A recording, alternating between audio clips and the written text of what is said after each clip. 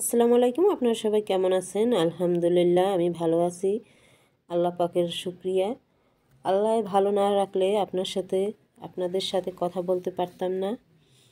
তো আজকে এই যে এগুলো কিভাবে কি রান্না করেছি, কোথা থেকে আনছি সব কিছু দেখাচ্ছি আপনাদের সাথে, একটু শেয়ার করছি। কারণ আজকে আমি একটু বাজারে গিয়েছিলাম, তখন এই বাজারে যাইয়া তারপর দেখি এই বড় পেয়ারাগুলো অনেক সুন্দর। তো আমি দেখতেছিলাম কোনটা ভালো হবে।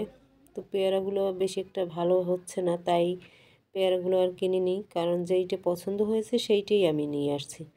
এই যে মরিচগুলো, এই মরিচগুলো দেখতে এত সুন্দর, খেতেও বেশ বেশ ভালো। কারণ এই মরিচগুলো অনেক ঘেরান, অনেক ঝাল। তারপর তো আমি একটা নিয়ে আসছি। তো এক একটা মরিচে আপনার 5টা করে থাকে, দামেও অনেক কম। এত কম দামের ভিতর এত সুন্দর জিনিস। আর এই মরিচগুলো তো আমার খুবই পছন্দ। আর এই মরিচগুলো ছাড়া মনে হয় যেন আমার ভাত খাওয়া চলে না, কারণ আমি একটু ঝাল খাই বেশি। তাই তো যারা যারা এই মরিচ পছন্দ করেন তারা তো দেখতেই মনে হয় জিভে জল এসে গেছে, সেই রকমের অবস্থা। আর এই স্ট্রবেরিগুলো মাশাল্লাহ অনেক সুন্দর দেখাচ্ছে, কিন্তু যে লোকটার এই স্ট্রবেরি সেই দোকানে ছিল না, তাই আর আমি কিনতে পারিনি। কারণ পাশে অন্য একটা লোক ছিল, সে বলছিল যে দোকানদারের নেই। তো আমি আবার ধরে ধরে দেখছিলাম যে কেমন কী রকমের, মানে ভালো হবে কি না, ওয়েট করব কি না।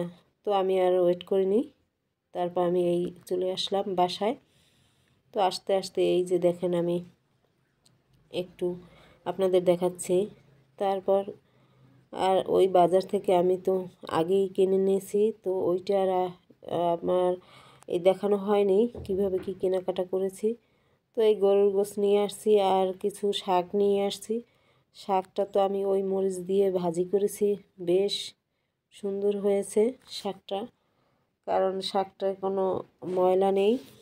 আমার বেশি একটা শাক, মানে একদম ওই অনেক আছে না শাকে পোকা থাকে, অথবা পোকা খায় যে শাকগুলো, ওইভাবে না, শাকগুলো অনেক ভালো হয়েছে।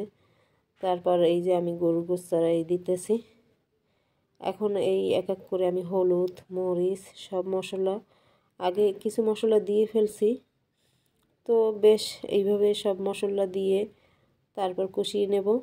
কষানোর পর আমি দেখেন এই চেরা দিয়ে লাড়াচাড়া করছি, কারণ প্রেশার কুকারের ভিতর চেরা দিয়ে মশলা কষাইতে খুব ভালো হয়। তাই আমি আর ওই জায়গা ওইখানে আমি খুন্তি ব্যবহার করিনি।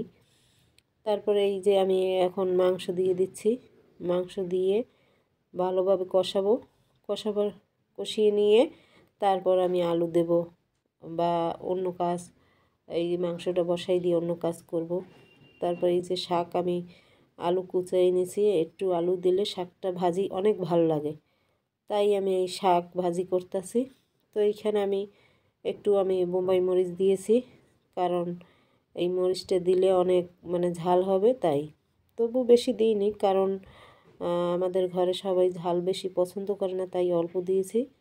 অল্প দেওয়ার পর যে আমি যখন ভাত খাইছি তখন আমি বোম্বাই মরিচ ভাতে নিয়ে তারপর খেয়েছি। কারণ দেখা যায় সবাই ঝাল যেহেতু পছন্দ করে না, তাই আমি কাঁচা ঝাল খেয়েছি।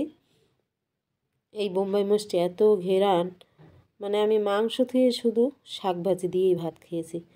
কারণ এই মাংসের চেয়ে আমার কাছে এই শাক সবজি এগুলো খুব ভালো লাগে।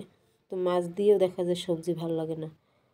তারপরে আমি পরে একটু লবণ মরিচ একসাথে মিশিয়ে তারপর আমি এই লবণ দিয়ে এই বড়ইটা খাচ্ছি। কারণ বড়ইগুলো এত সুন্দর, মানে টক হয়েছে, তাই টকটা আমি খুব পছন্দ করি। তাই এই মরিচ লবণ মেখে তারপরে এই দিয়ে আমি এই বড়ই খাচ্ছি, কারণ খুব ভালো লাগে।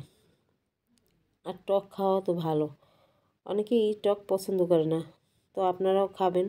কারণ টক দেখা যায় অনেক সময় অনেক উপকারী একটা জিনিস। যে আপনার